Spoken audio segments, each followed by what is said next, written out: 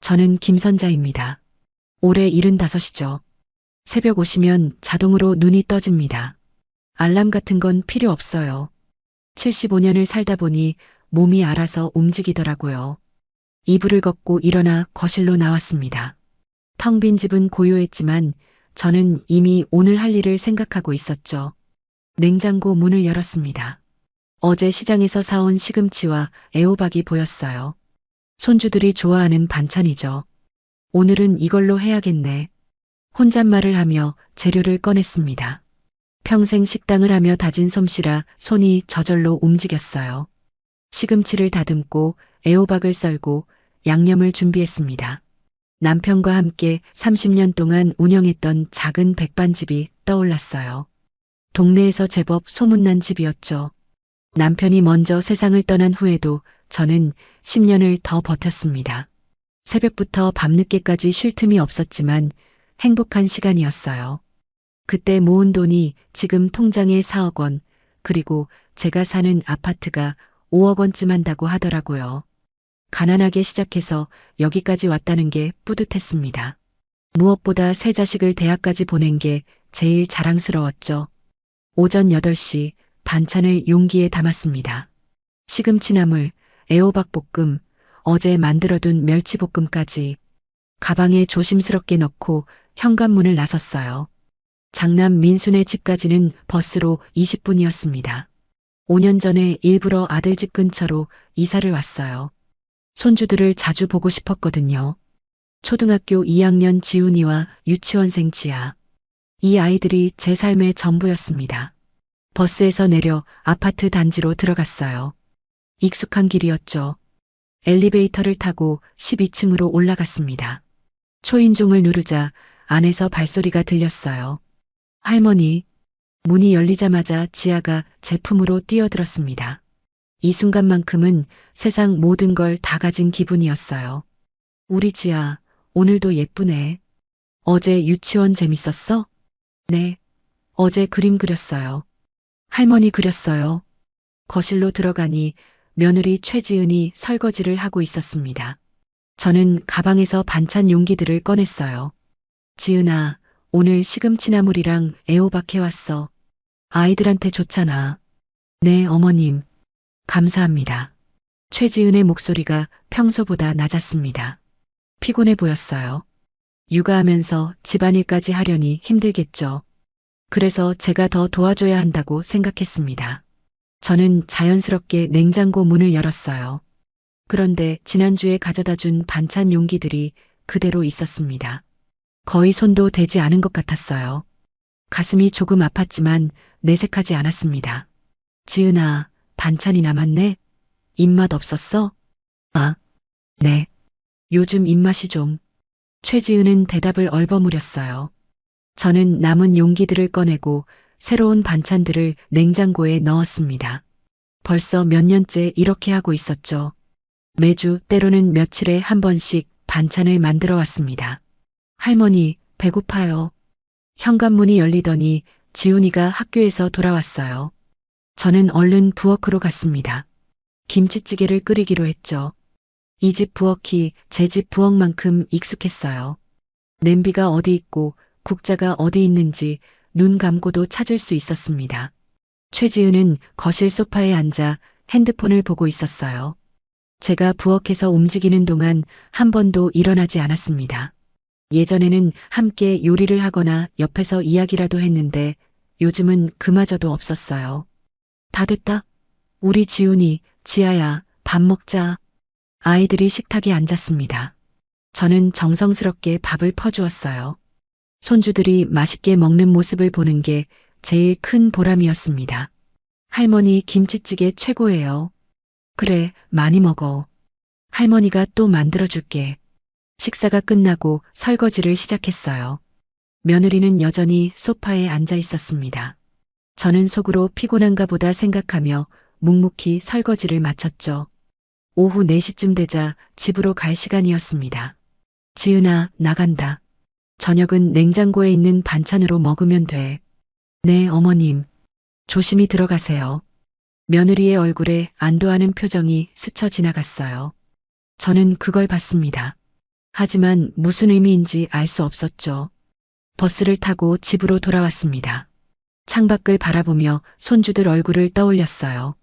행복했습니다. 하지만 마음 한편이 무거웠어요. 요즘 최지은의 태도가 조금씩 달라지는 것 같았거든요. 그래도 내가 더 잘해주면 되겠지. 저는 스스로를 다독였습니다. 가족이란 서로 이해하고 양보하는 거니까요. 시간이 지나면 며느리도 제 마음을 알아줄 거라고 믿었어요. 집에 도착해서 냉장고를 열어봤습니다. 다음에는 뭘 해갈까 고민했죠. 멸치국수를 끓여가면 아이들이 좋아할 것 같았어요. 그날 밤 저는 평화로운 마음으로 잠들었습니다. 제 일상이 곧 산산조각 날 거라는 사실도 모른 채요. 며칠 후의 아침도 똑같이 시작됐습니다. 새벽에 일어나 멸치국수를 준비했어요. 멸치 육수를 우려내고 애호박을 썰었죠. 손주들이 좋아하는 메뉴였습니다. 오늘은 이거면 충분히 좋아하겠지. 혼자 중얼거리며 육수를 냈어요. 용기에 담아서 가방에 넣고 집을 나섰습니다. 버스 안에서 창밖을 보며 생각했어요. 며칠 전에 봤던 며느리의 표정이 자꾸 떠올랐습니다. 뭔가 불편해 보였거든요. 내가 너무 자주 가나? 잠깐 그런 생각이 들었지만 곧 고개를 저었어요. 아니야, 손주들을 돌봐주는 건데. 며느리한테 도움이 되는 일인데 뭐가 문제겠어요. 민수네 집 앞에 도착했습니다. 초인종을 눌렀어요. 문이 열리고 지아가 반겼지만 오늘은 좀 달랐어요. 최지은이 현관에 서 있었습니다. 평소와 다른 표정이었죠. 어머님 오셨어요. 목소리가 차가웠어요. 뭔가 이상했습니다. 응, 오늘 멸치 육수 해왔어. 아이들이 좋아하잖아. 면만 따로 삶으면 될 거야. 저는 신발을 벗으며 말했어요. 그리고 부엌으로 향했습니다. 냉장고 문에 손을 뻗었죠. 어제 넣어둔 반찬 용기를 빼고 오늘 것을 넣으려고요. 바로 그 순간이었습니다. 어머님, 며느리의 목소리가 들렸어요. 돌아보니 핸드폰을 들고 있었습니다. 제가 냉장고 문을 여는 걸 찍고 있었어요. 뭐 하는 거야? 증거 남기는 거예요. 저희 집 냉장고 함부로 여는 거요. 순간 숨이 막혔습니다. 귀를 의심했어요. 무슨 소리야? 나는 반찬 넣으려고. 제 목소리가 떨렸습니다. 손에 들고 있던 용기가 무겁게 느껴졌어요. 지금 저희 집 프라이버시 침해하시는 거예요. 동의 없이 남의 집 냉장고를 열면 안 되죠. 며느리는 냉정하게 말했습니다. 마치 남에게 하듯이요. 가슴이 철렁 내려앉았어요. 이게 무슨 일인가 싶었습니다. 내가 지금까지 너희들을 위해 반찬 해다 날랐는데 눈물이 핑 돌았어요. 목이 메었습니다. 그동안의 시간들이 주마등처럼 지나갔죠. 새벽같이 일어나 시장 가고 손주들 생각하며 반찬 만들고 무거운 가방 들고 버스 타고 오던 날들이요. 저희가 부탁한 적 없어요. 어머님이 하고 싶어서 하신 거잖아요. 최지은의 말이 비수처럼 꽂혔습니다. 다리에 힘이 풀렸어요. 그 자리에 주저앉을 것 같았습니다. 바로 그때였어요. 민수가 방에서 나왔습니다. 저는 아들을 봤어요. 구원의 손길처럼 느껴졌죠. 민수야, 이게 무슨 일이니? 떨리는 목소리로 물었습니다. 아들이 뭐라도 말해주길 기대했어요. 하지만 민수는 최지은 옆으로 갔습니다. 엄마, 요즘은 그런 시대가 아니래요. 아들의 말이었습니다. 제 아들이요. 세상이 무너지는 것 같았어요. 가슴에 구멍이 뚫린 것 같았습니다. 저는 말없이 그 자리에 서 있었어요. 손에 든 용기가 덜덜 떨렸습니다. 그럼 이건 용기를 내려다봤어요. 아침 일찍 일어나 정성껏 만든 멸치 육수였습니다. 가지고 가세요, 어머님. 최지은이 말했어요. 그 목소리에는 어떤 미안함도 없었습니다. 저는 천천히 고개를 들었어요. 최지은을 받고 민수를 봤습니다. 알았어. 겨우 그 말만 했어요. 더 이상 말이 나오지 않았습니다. 용기를 다시 가방에 넣었어요. 냉장고 문은 그대로 닫혀 있었습니다. 신발을 신으려는데 지아가 달려왔어요. 할머니, 어디 가요? 할머니, 집에 가야 해. 목소리가 갈라졌습니다. 지하 앞에서 울 수는 없었어요. 벌써요? 밥은요? 할머니가 할 일이 있어서 얼른 신발을 신고 문을 열었습니다. 뒤돌아보지 않았어요. 보면 주저앉을 것 같았거든요. 엘리베이터를 탔습니다. 문이 닫히자 눈물이 쏟아졌어요. 내가 뭘 잘못한 거지. 가슴이 터질 것 같았습니다. 숨쉬기가 힘들었어요. 1층에 내려 아파트를 빠져나왔습니다. 버스 정류장까지 걸어가는데 다리가 후들거렸어요. 버스에 올라탔습니다. 평소 자리에 앉았죠. 창밖을 봤어요. 며느리 최지은의 차가운 얼굴이 계속 떠올랐습니다. 핸드폰을 들고 절 찍던 모습이요. 그리고 민수의 말이요. 요즘은 그런 시대가 아니래요. 제 아들이 한 말이었습니다. 저를 변호하지 않고 아내 편을 든 거죠. 가슴이 미어졌어요. 배신감이 밀려왔습니다. 집에 도착했습니다. 현관문을 열고 들어가자 텅 빈 집이 더 쓸쓸하게 느껴졌어요. 소파에 주저앉았습니다. 가방에서 용기를 꺼내 식탁에 올려놨어요. 아침에 정성껏 만든 멸치 육수였습니다. 손주들이 먹는 걸 상상하며 만들었던 거요. 아, 한숨이 나왔어요. 눈물이 또 흘렀습니다. 그날 저녁 저는 아무것도 먹지 못했어요. 입맛이 없었습니다. 침대에 누웠지만 잠이 오지 않았어요. 천장만 바라봤습니다. 며느리의 목소리가 귓가에 맴돌았어요. 저희가 부탁한 적 없어요. 프라이버시 침해예요. 그리고 민수의 말이요. 요즘은 그런 시대가 아니래요. 눈을 감았습니다. 하지만 잠들 수 없었어요. 내가 뭘 잘못한 거지. 같은 생각이 밤새 머릿속을 맴돌았습니다. 다음 날도 그 다음 날도 저는 집 밖으로 나가지 못했어요. 침대에만 누워 있었습니다. 밥도 제대로 먹지 않았죠. 민수한테서 전화가 왔지만 받지 않았어요. 받을 용기가 없었습니다. 일주일이 지났습니다. 거울을 봤어요. 얼굴이 많이 수척해져 있었습니다. 그날 밤 저는 침대에서 일어났어요. 서랍을 열었습니다. 깊숙이 보관하던 통장들을 꺼냈죠. 통장을 펼쳐 들여다봤어요. 4억 원이라는 숫자가 보였습니다. 그리고 아파트 등기권리증도 꺼냈어요. 5억 원짜리 집이었습니다. 한참을 그것들을 바라봤어요. 그러다 문득 생각이 들었습니다. 냉장고 하나 못 열게 하는데 내 집을 왜 줘야 하지? 손이 떨렸어요. 하지만 생각은 점점 확고해졌습니다. 저는 핸드폰을 집어들었어요. 그리고 검색을 시작했습니다. 법무사 사무실 전화번호요. 다음 날 아침 저는 오랜만에 제대로 씻었습니다. 거울을 보니 헬쑥해진 얼굴이 낯설었어요. 하지만 눈빛만은 달랐습니다. 이제 뭘 해야 할지 알았거든요. 옷을 차려입고 가방을 챙겼어요. 통장과 등기권리증을 넣었습니다. 현관문을 나서는데 가슴이 두근거렸어요. 떨렸지만 발걸음은 단호했습니다. 법무사 사무실은 집에서 버스로 30분 거리였어요. 어제 전화로 약속을 잡아뒀죠. 버스에 앉아 창밖을 봤습니다. 평소 같으면 민수네 집 방향으로 가고 있을 시간이었어요. 손주들 얼굴이 떠올랐습니다. 지훈이와 지아요. 가슴이 아팠어요. 하지만 최지은의 차가운 얼굴이 다시 떠올랐습니다. 증거 남기는 거예요. 그 말이 계속 귓가에 맴돌았어요. 법무사 사무실에 도착했습니다. 깔끔한 사무실이었어요. 어서 오세요. 김선자 어르신 맞으시죠? 젊은 법무사가 반갑게 맞아줬습니다. 저는 고개를 끄덕이고 자리에 앉았어요. 상속 계획 변경하고 싶다고 하셨는데요. 네, 그렇습니다. 목소리가 떨렸어요. 하지만 멈출 수 없었습니다. 법무사는 제 사정을 들었어요. 자세히 말하지는 않았습니다. 그냥 계획이 바뀌었다고만 했죠. 아파트를 장남분께 주시려던 걸 차남분과 막내따님께 공동 명의로 바꾸시겠다는 거죠? 네. 그럼 예금도 분할하시겠다는 건가요? 4억 중에 2억은 두 자식한테 1억씩 줄 겁니다. 나머지 2억은 제가 쓸 거예요. 법무사가 잠시 저를 바라봤어요. 뭔가 사연이 있다는 걸 눈치챈 것 같았습니다. 정말 확실하신 거죠?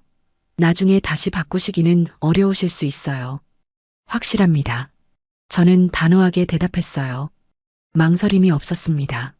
서류 작성을 시작했습니다. 손이 떨렸어요. 하지만 한 글자 한 글자 적어 나갔습니다.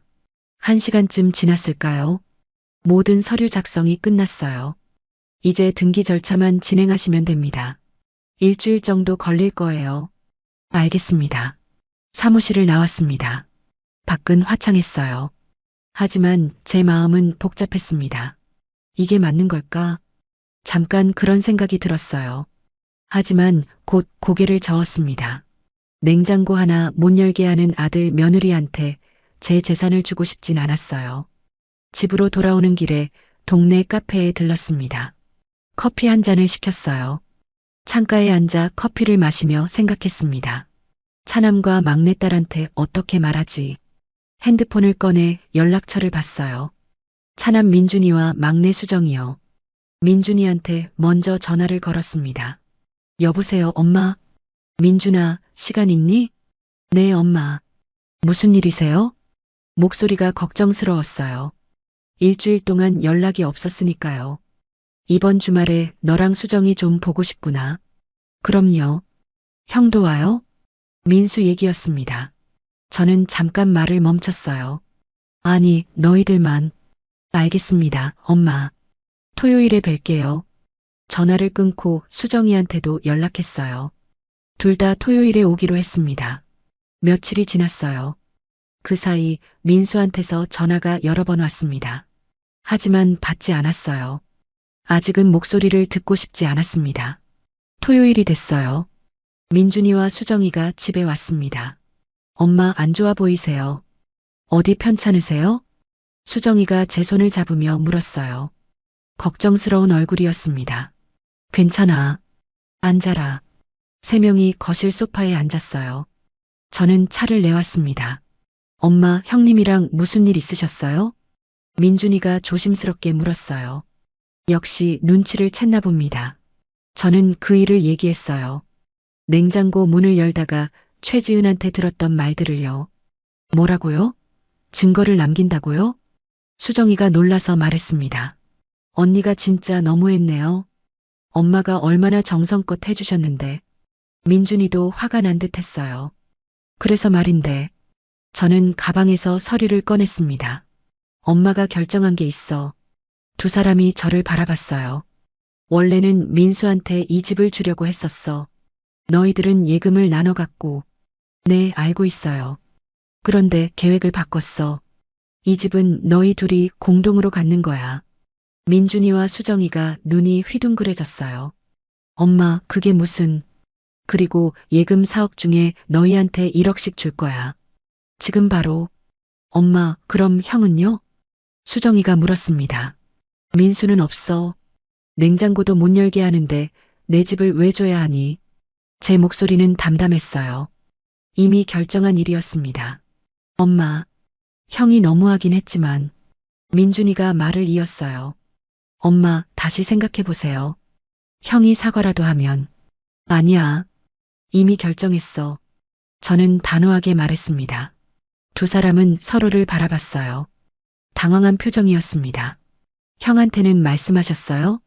아직? 곧 알게 되겠지. 수정이가 제 손을 꼭 잡았어요.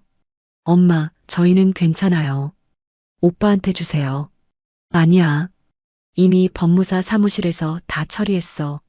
민준이가 한숨을 쉬었습니다. 형이 많이 서운해할 텐데. 그건 걔가 감수해야지. 저는 차를 한 모금 마셨어요. 너희들은 엄마한테 잘해줬어. 그러니까 이제 너희가 받아야 해. 두 사람은 더 이상 말하지 않았어요. 제 결심이 확고하다는 걸 알았을 겁니다. 그날 저녁 민준이와 수정이는 걱정스러운 얼굴로 집을 나섰어요. 저는 혼자 남았습니다. 창밖을 바라봤어요. 이제 민수가 알게 되겠죠. 그리고 찾아올 겁니다. 하지만 저는 흔들리지 않을 거예요.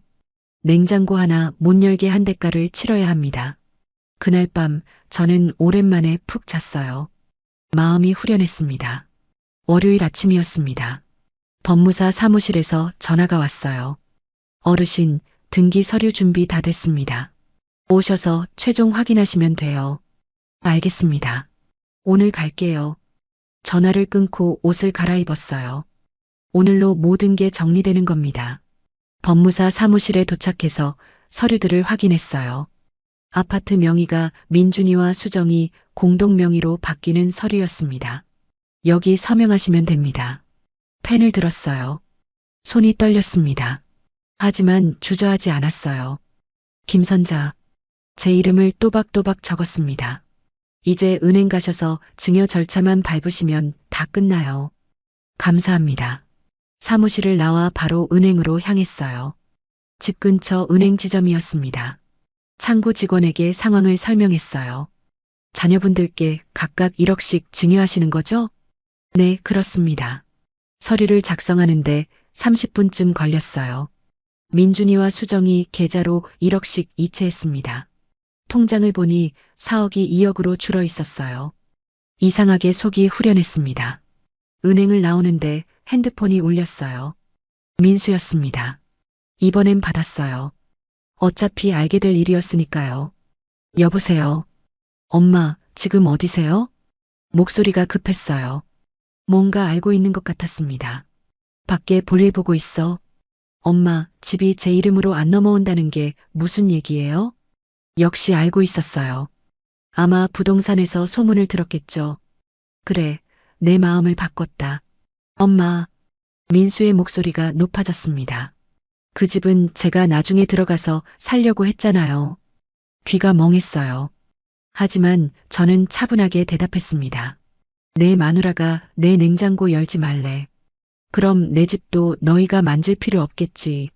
엄마, 그게 그렇게 큰일이었어요? 지은이가 그때 좀 예민했던 거예요. 예민해서 남의 어머니를 무시해도 되는 거니? 무시가 아니라.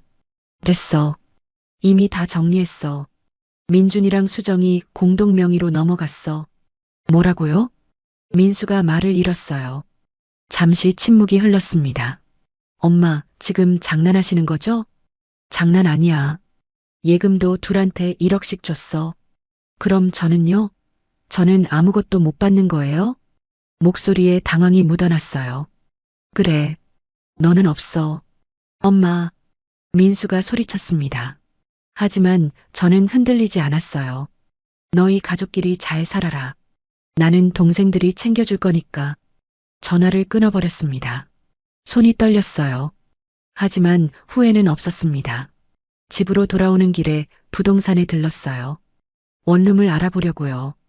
원룸을 알아보는 이유는 더 이상 장남집 근처에서 살기가 싫었습니다. 이참에 이 집을 미리 상속을 해주고 저 혼자 다른 곳에 가서 장남을 잊고 맘 편히 살고 싶었어요. 집이 작더라도 말이죠. 어르신, 이 근처 원룸 찾으세요? 네, 월세 50만 원 정도면 돼요. 아, 괜찮은 곳 있습니다. 한번 보실래요? 부동산 사장님과 함께 원룸을 보러 갔어요. 깔끔한 곳이었습니다. 작지만 혼자 살기엔 충분했어요. 여기로 할게요. 네, 계약서 준비하겠습니다. 계약금을 냈어요. 다음 주에 이사하기로 했습니다. 집에 돌아왔습니다. 큰 아파트가 갑자기 낯설게 느껴졌어요. 곧 민준이와 수정이 명의가 될 집이었으니까요. 소파에 앉아 생각했습니다. 잘한 걸까? 하지만 최지은의 얼굴이 떠오르자 확신이 들었어요. 냉장고도 못 열게 하는 집에서 대접받으며 살 수는 없었습니다. 저녁 무렵 초인종이 울렸어요. 문을 열자 민수가 서 있었습니다. 얼굴이 상기되어 있었어요. 엄마, 들어가도 돼요? 들어와. 민수가 현관에 들어섰습니다. 최지은은 없었어요. 거실로 들어가 마주 앉았어요. 엄마, 진짜 그러실 거예요? 민수의 목소리가 떨렸습니다. 그래. 저도 엄마 아들인데 왜 이러세요? 내가 날 아들로 생각했으면 그 상황에서 날 감싸줬어야지. 그건 민수가 말을 잇지 못했어요. 내 마누라가 핸드폰으로 날 찍을 때 뭐 했니? 옆에서 가만히 있었잖아. 죄송해요, 엄마. 요즘은 그런 시대가 아니라고. 그 말 기억하니? 민수가 고개를 떨구었어요. 그때 제가 잘못했어요. 엄마 편을 들었어야 했는데. 이미 늦었어. 저는 냉정하게 말했습니다. 엄마, 제발요. 지은이가 잘못했어요. 제가 잘못했고요. 용서해 주세요. 민수가 무릎을 꿇었어요. 처음 보는 모습이었습니다. 가슴이 아팠어요. 하지만 마음을 굳게 먹었습니다. 일어나. 이미 다 정리된 일이야. 엄마, 너 결혼할 때 엄마가 얼마나 도와줬니? 전세금도 보태주고 애들 낳을 때도 병원비 다 냈잖아. 알아요, 엄마. 그동안 반찬에다 나른 게 몇 년이니? 매주, 아니, 며칠에 한 번씩 말이야. 목소리가 떨렸어요. 새벽같이 일어나서 시장 가고, 반찬 만들고, 무거운 가방 들고, 버스 타고 갔어.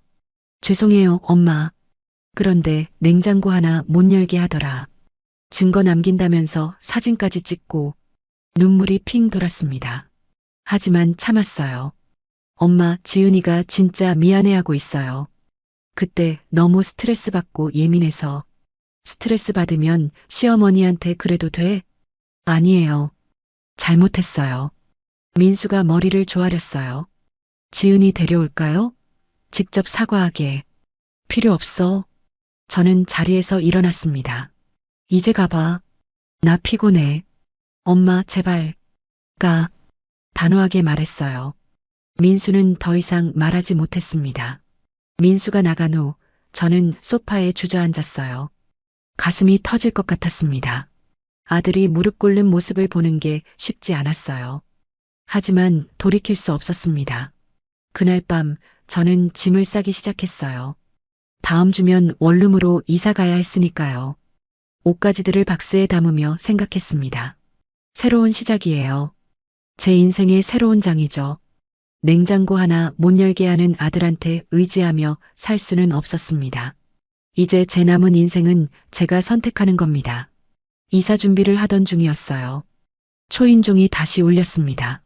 이번엔 누구일까 싶었죠. 문을 열자 며느리 최지은이 서 있었어요. 혼자였습니다. 민수는 없었어요. 어머님, 최지은의 목소리가 작았어요. 고개를 숙이고 있었습니다. 무슨 일이야? 저는 냉담하게 물었어요. 감정을 드러내지 않으려고 애썼습니다.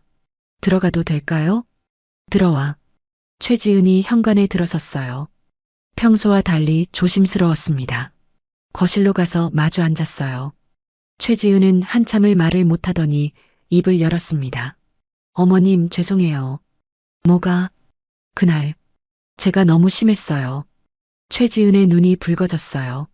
전 그냥 예의상 말씀드린 건데 그 말을 듣는 순간 화가 치밀었습니다. 예의로 남의 어머니 무시하는 거냐? 목소리가 높아졌어요. 참으려 했지만 안 됐습니다. 무시가 아니라 그때 제가 너무 예민해서 예민하면 핸드폰으로 사진 찍어 증거 남긴다면서 최지은이 말문이 막혔어요. 어머님, 나 지금까지 너한테 뭐 잘못한 게 있니? 없어요. 어머님은 항상 잘해주셨어요. 그럼 왜 그랬어? 제 목소리가 떨렸습니다. 억눌렀던 감정이 터져나왔어요. 매일같이 반찬해가고 애들 돌봐주고 청소하고 빨래하고 그게 다 누구 좋으라고 한 건데. 죄송해요, 어머님. 최지은이 눈물을 흘렸습니다. 하지만 저는 마음이 움직이지 않았어요. 너희가 부탁한 적 없다고 했지? 내가 하고 싶어서 한 거라고. 그때 제가 잘못 말했어요. 너무 죄송해요. 미안하다고 다야? 그 말 한마디에 내가 얼마나 가슴 아팠는지 아니? 목이 메었어요. 눈물이 핑 돌았습니다. 일주일 내내 밥도 못 먹고 누워만 있었어. 내가 뭘 잘못했나 싶어서. 정말 죄송해요. 제가 어머님의 사랑을 몰라봤어요. 최지은이 고개를 조아렸어요. 하지만 저는 이미 마음을 굳게 먹은 상태였습니다. 이제 와서 미안하다고 해봤자 소용없어. 어머님, 제발 한 번만 용서해 주세요. 용서는 해. 그런데 제사는 못 줘. 제사는 상관없어요. 그냥 예전처럼 지낼 수만 있다면. 예전처럼? 저는 쓴웃음을 지었어요. 냉장고도 못 열게 하던 사람이 무슨 예전처럼이야. 최지은이 아무 말도 못했습니다. 이미 다 정리했어. 집은 민준이랑 수정이 거고 예금도 나눠줬어. 알고 있어요. 민수 오빠한테 들었어요. 그럼 왜 온 거야? 그래도 어머님 마음을 돌리고 싶어서요. 최지은의 목소리가 간절했어요. 안 돼. 이미 법적으로 다 처리됐어. 그럼 어머님은 어떻게 사실 건데요? 원룸 구했어. 다음 주에 이사가. 원룸이요? 최지은이 놀란 표로 저를 봤어요. 왜 이상해? 냉장고도 못 열게 하는데 큰 집에서 뭐하러 살아? 어머님, 이제 내 인생은 내가 선택하는 거야. 너희한테 의지하면서 살지 않을 거야. 최지은이 울먹였습니다. 애들은요? 지훈이랑 지아는 할머니 보고 싶어 해요. 가슴이 철렁했어요. 손주들 얘기가 나오니 마음이 흔들렸습니다. 하지만 참았어요. 애들은 가끔 보지 뭐. 할머니가 안 계시면 애들이 얼마나 슬퍼할지 아세요? 그건 내가 해결할 문제야. 냉정하게 말했습니다. 최지은은 한참을 울다가 일어났어요. 정말 방법이 없는 건가요?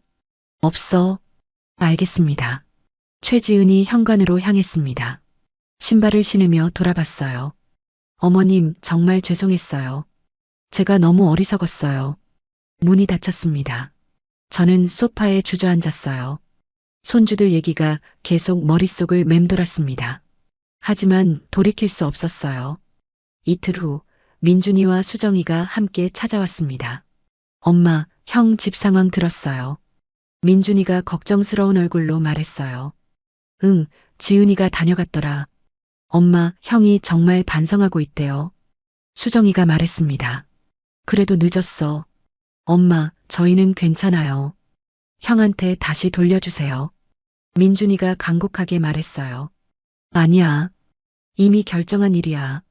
근데 엄마가 원룸으로 이사 가신다고요? 그래, 다음 주에. 안 돼요, 엄마. 저희가 모실게요. 수정이가 제 손을 잡았습니다. 아니야. 나 혼자 살 거야. 2억 있으니 충분해. 엄마, 너희들은 너희 가정 꾸리고 나는 내 삶 살 거야. 두 사람은 더 이상 말리지 못했어요.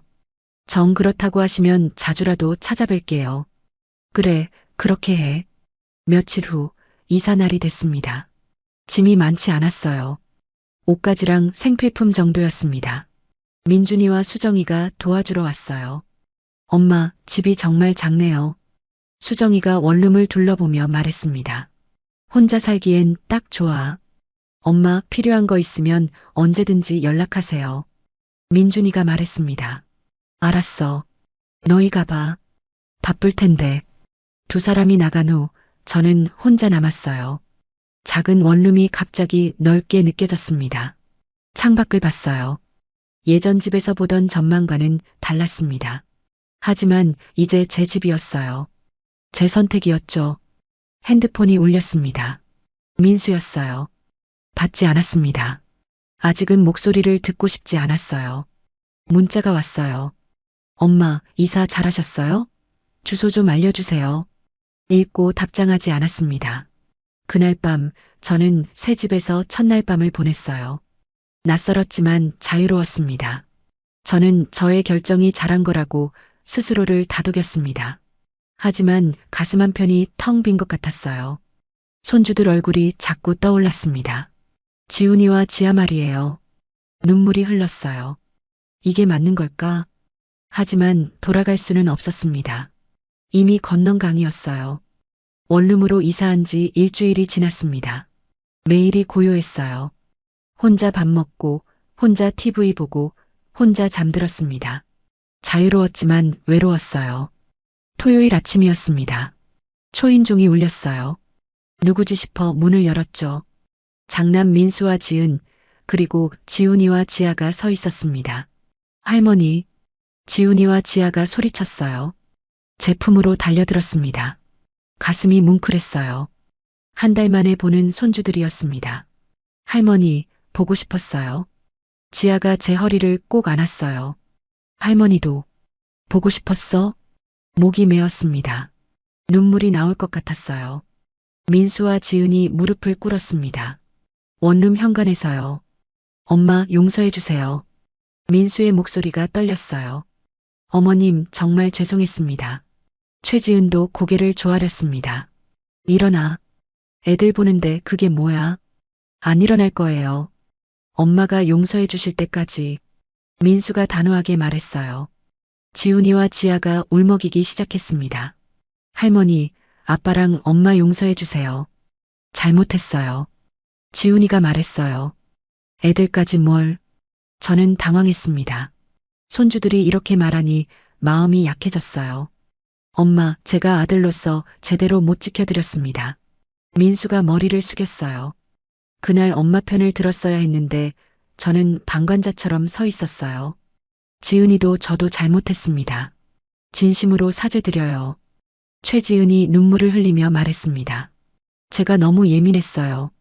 어머님의 사랑을 몰라봤어요. 어머님이 매일 해주시던 반찬들, 돌봐주시던 시간들이 얼마나 소중했는지 이제야 알았어요. 제 눈에서도 눈물이 흘렀습니다.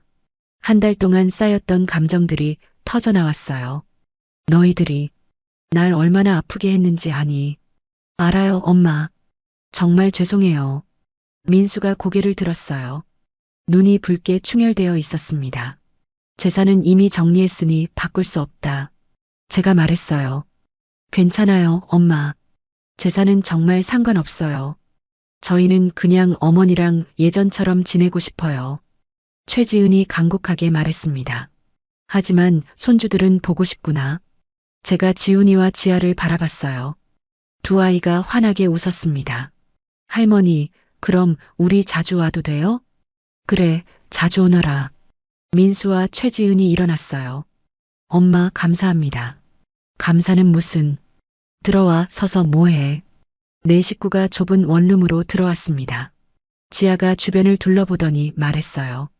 할머니 집이 엄청 작아졌네요. 그래, 할머니 혼자 살기엔 이게 딱 좋아. 민수가 미안한 얼굴로 저를 봤어요. 엄마, 다시 큰 집으로. 아니야. 나는 여기가 좋아.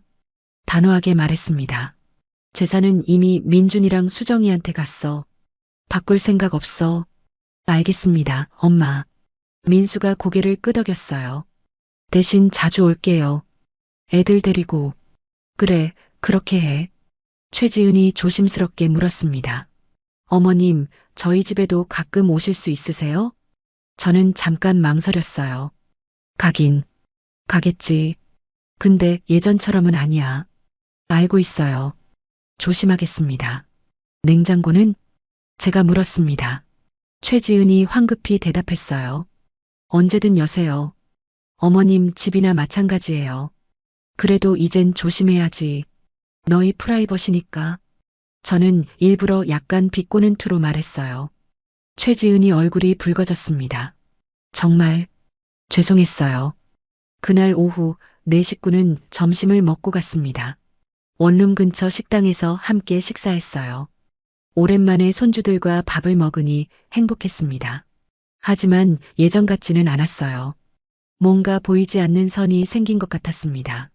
할머니, 다음 주에도 올게요. 지훈이가 말했어요. 그래, 기다릴게. 네 식구를 배웅하고 집으로 돌아왔습니다. 혼자 소파에 앉아 생각했어요. 용서는 했지만 잊을 수는 없었습니다. 그날의 모욕감은 여전히 가슴에 남아 있었어요. 며칠 후 민준이와 수정이가 찾아왔습니다. 엄마, 형을 만나셨다고요? 응, 다녀갔어. 화해하신 거예요? 수정이가 기대에 찬 얼굴로 물었어요. 완전히는 아니야. 그래도 손주들은 보기로 했어. 다행이다. 형이 정말 반성하고 있더라고요. 민준이가 말했습니다. 그래도 재산 문제는 이미 끝났어. 네, 엄마. 알겠어요. 너희들은 나한테 잘해줬으니까. 그래서 받는 거야. 두 사람이 제 손을 잡았습니다. 엄마, 저희가 있으니 걱정 마세요. 어머니, 생활비 보태드릴게요. 아니야, 괜찮아. 2억 있으니까. 그래도요. 저희가 모실게요. 따뜻한 마음이 전해졌어요. 적어도 두 자식은 저를 생각해주고 있었습니다. 한 달이 더 지났습니다. 민수 가족은 한 달에 2번 정도 찾아왔어요. 민준이와 수정이는 일주일에 한 번씩 들렀습니다. 생각보다 외롭지 않았어요. 원룸 생활에도 익숙해졌습니다. 벌써 3개월이 지났어요. 아침에 일어나면 작은 창문으로 햇살이 들어왔습니다. 예전 아파트만큼 밝지는 않았지만 나쁘지 않았어요. 혼자 밥을 해 먹고 산책을 나가고 가끔 친구들을 만났습니다. 자유로웠어요. 누구 눈치도 보지 않았죠. 오늘은 민준이가 찾아오는 날이었습니다. 엄마, 생활비 좀 드리려고요. 민준이가 봉투를 내밀었어요. 아니야, 괜찮아. 나 돈 있어. 그래도 받으세요. 저희의 마음이에요. 억지로 제 손에 쥐어줬습니다. 수정이도 다음 주에 온대요. 반찬 만들어 온다고 하네요. 그래, 고맙구나. 민준이가 나간 후 저는 통장을 꺼내봤습니다. 2억 원이 그대로 있었어요. 한 달에 100만 원 정도 쓰니까 오래 갈 거예요. 민준이와 수정이가 생활비를 보태주니 더 여유로웠습니다. 다음 날 민수네 집에서 전화가 왔어요. 지훈이었습니다. 할머니, 이번 주 토요일에 올 수 있어요? 무슨 일이니? 제 생일이거든요. 할머니랑 같이 보내고 싶어요. 가슴이 뭉클했어요. 그래, 할머니가 갈게. 정말요? 와, 엄마. 할머니 온대요. 뒤에서 최지은의 목소리가 들렸습니다. 어머님, 감사합니다. 토요일에 뵐게요. 전화를 끊었어요. 손주 생일을 어떻게 안 갈 수 있겠어요. 토요일이 됐습니다. 오랜만에 민수네 집에 가는 거였어요. 이사 온 후 처음이었습니다. 손에는 지훈이 생일 선물을 들고 있었어요. 백화점에서 고른 게임기였습니다. 버스를 타고 익숙한 길을 갔어요. 5개월 만이었습니다. 아파트 단지가 보였어요. 예전엔 자주 왔던 곳이죠. 엘리베이터를 타고 12층으로 올라갔습니다. 초인종을 눌렀어요. 떨렸습니다. 할머니, 지훈이가 문을 열었어요. 환하게 웃고 있었습니다. 우리 지훈이 생일 축하해. 와, 선물이다. 고마워요, 할머니. 안으로 들어갔어요. 며느리가 앞치마를 두르고 있었습니다. 어머님, 어서 오세요. 예전과 달리 조심스러웠어요. 긴장한 것 같았습니다. 지은아, 내가 좀 도와줄까? 아니에요, 어머님. 편히 앉아 계세요. 그래, 알겠다. 거실 소파에 앉았습니다. 낯설었어요. 예전엔 제 집처럼 편했었던 곳이 말이죠. 지아가 옆에 와서 앉았어요. 할머니, 요즘 뭐해요? 할머니, 그냥 집에서 TV 보고 친구들 만나고 그래. 심심하지 않으세요? 아니야, 괜찮아. 민수가 회사에서 돌아왔습니다. 엄마 오셨어요. 오시느라 힘드셨죠? 아니야, 괜찮아. 어색한 대화가 오갔어요. 저녁 식사 시간이 됐습니다. 식탁에 둘러앉았어요. 미역국과 잡채, 불고기가 차려져 있었습니다. 어머님, 맛있게 드세요. 최지은이 밥을 퍼줬어요. 고맙다. 식사를 하는데 시선이 자꾸 냉장고로 갔어요. 그날의 기억이 떠올랐습니다. 증거 남기는 거예요. 가슴이 답답해졌어요. 할머니, 케이크 먹어요. 지훈이가 소리쳤습니다. 케이크에 초를 꽂고 있었어요. 그래, 먹자. 초를 끄고 케이크를 나눠 먹었습니다. 오랜만에 가족들과 함께였지만 예전 같지 않았어요. 보이지 않는 벽이 있었습니다. 저녁 식사가 끝나고 일어났어요. 나 이제 갈게. 벌써요, 할머니? 더 있다 가요. 지훈이가 아쉬워했습니다. 할머니 집에 가야지. 늦으면 버스 없어. 제가 태워드릴게요, 엄마. 민수가 말했어요. 아니야, 버스 타고 갈게. 그래도 괜찮아. 현관에서 신발을 신었습니다. 최지은이 조심스럽게 말했어요. 어머님, 반찬 좀 싸드릴까요? 순간 멈칫했어요. 아니야, 괜찮아. 그래도 필요 없어. 나 혼자 잘 해먹는다. 냉정하게 말하고 문을 나섰습니다. 엘리베이터를 타고 내려오는데 눈물이 났어요. 원룸 문을 열고 들어가니 텅 비어 있었어요. 소파에 앉아 한참을 있었습니다. 손주들 얼굴이 떠올랐어요. 보고 싶었습니다. 하지만 예전처럼 자주 볼 수는 없었어요. 핸드폰이 울렸습니다. 수정이었어요. 엄마, 내일 갈게요. 반찬 만들어 갈게요. 그래, 고맙다. 엄마, 괜찮으세요? 오늘 오빠네 다녀오셨죠? 응, 다녀왔어. 힘드셨죠? 아니야, 괜찮아. 거짓말이었어요. 힘들었습니다. 하지만 제 선택이었죠. 다음 날 수정이가 반찬을 가득 들고 왔어요. 엄마, 이거 냉장고에 넣을게요. 수정이가 자연스럽게 냉장고를 열었습니다. 아무렇지 않게요. 그 모습을 보니 눈물이 났어요. 이게 정상이었습니다. 가족이니까요. 엄마, 왜 우세요? 아니야, 괜찮아. 수정이가 저를 안아줬어요. 엄마, 저희가 있잖아요. 그래, 고맙다. 몇 달 전 일을 다시 곰곰이 생각해 봤습니다. 지금 생각하면 잘한 결정이었어요. 2억으로 편안하게 살고 있고 민준이와 수정이가 저를 챙겨줬죠. 민수네 가족도 가끔 만나고요. 완벽하지는 않았지만 나쁘지 않았습니다. 제 인생의 마지막은 제가 선택하는 거예요. 누구 눈치 보지 않고 당당하게요. 이게 내 선택이야. 혼잣말을 하며 불을 껐습니다. 작은 원룸이었지만 제 집이었어요. 자유로운 공간이었죠. 그렇게 저는 제 방식대로 평온한 노년을 보내고 있습니다. 냉장고 하나가 바꾼 인생이지만 후회하지 않아요. 이제는 제가 제 인생의 주인이니까요.